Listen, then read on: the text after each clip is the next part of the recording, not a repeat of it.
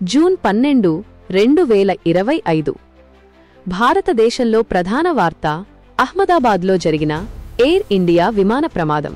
అహ్మదాబాద్ విమానాశ్రయం నుండి లండన్కు బయలుదేరిన air India Boeing 787 dream liner విమానం టేకాఫ్ అయిన కొద్దిసేపటికే కూలిపోయింది.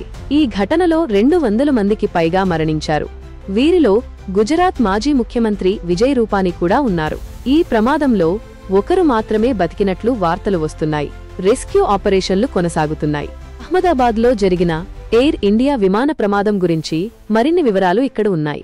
ప్రమాదం జరిగిన తీరు: లండన్ గాట్విక్ విమానాశ్రయానికి వెళ్లే air India Boeing 787 dream liner విమానం AI-171 గురువారం మధ్యాహ్నం ఇండియన్ ప్రామాణిక కాలమానం ప్రకారం అర్ధరాత్రి 1:38 అహ్మదాబాద్ విమానాశ్రయం నుండి బయలుదేరింది. టేకాఫ్ అయిన కొద్ది నిమిషాలకే సుమారు 625 అడుగుల ఎత్తులో విమానం మేడే అత్యవసర కాల్ చేసి ఆపై అహ్మదాబాద్లోని మేఘానీనగర్ ప్రాంతంలో ఉన్న బీజే యొక్క లింక్ మెడికల్ కాలేజీ హాస్టల్ భవనంపై కూలిపోయింది. విమానం కూలిపోవడంతో పెద్ద ఎత్తున మంటలు చెలరేగి దట్టమైన పొగ ఆ ప్రాంతాన్ని కమ్మేసింది.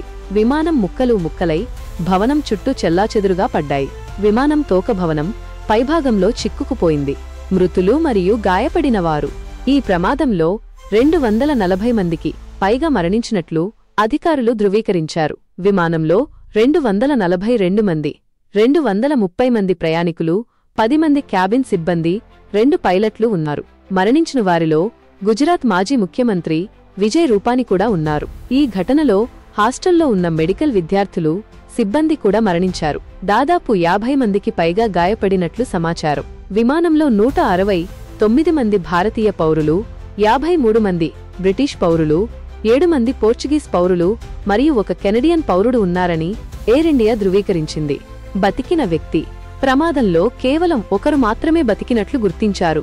అతని పేరు విశ్వాష్ కుమార్ రమేష్, 40, ఒక బ్రిటిష్ పౌరుడు. అతను విమానంలోని సీటు 11Aలో ఉన్నాడు.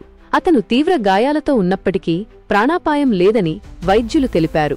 విశ్వాష్ కుమార్ రమేష్ స్వయంగా ప్రమాదం గురించి మాట్లాడుతూ, టేకాఫ్ అయిన 30 సెకన్ల తర్వాత పెద్ద శబ్దం వచ్చింది, ఆపై విమానం కూలిపోయింది. అంతా చాలా త్వరగా జరిగింది అని చెప్పాడు. రెస్క్యూ ఆపరేషన్లు మరియు దర్యాప్తు: ప్రమాదం జరిగిన వెంటనే అగ్నిమాపక దళం, అంబులెన్స్లు, ఆర్మీ, NDRF, CRPF మరియు కోస్ట్గార్డ్ బృందాలతో సహా అత్యవసర సేవలు సంఘటనా స్థలానికి చేరుకున్నాయి. రెస్క్యూ ఆపరేషన్లు ఇప్పటికే పూర్తయ్యాయి. భారతీయ పౌర విమానయాన డైరెక్టరేట్ జనరల్ DGCA ఈ ఘటనపై అధికారిక దర్యాప్తును ప్రారంభించింది. విమానంలోని బ్లాక్ బాక్స్లా ఫ్లైట్ డేటా రికార్డర్ మరియు వాయిస్ రికార్డర్ నుండి సేకరించిన డేటా ప్రమాదానికి కారణాన్ని గుర్తించడంలో కీలక పాత్ర పోషిస్తుంది.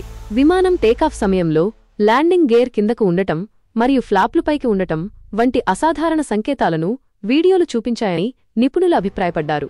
ఇది దర్యాప్తులో ముఖ్యమైన అంశం కావచ్చు. ఇది బోయింగ్ 787 డ్రీమ్లైనర్ విమానానికి సంబంధించిన మొదటి ఘోరమైన ప్రమాదం కావడం గమనార్హం. ఈ ప్రమాదం భారతదేశ చరిత్రలో అత్యంత ఘోరమైన విమాన ప్రమాదాలలో ఒకటిగా నిలిచింది.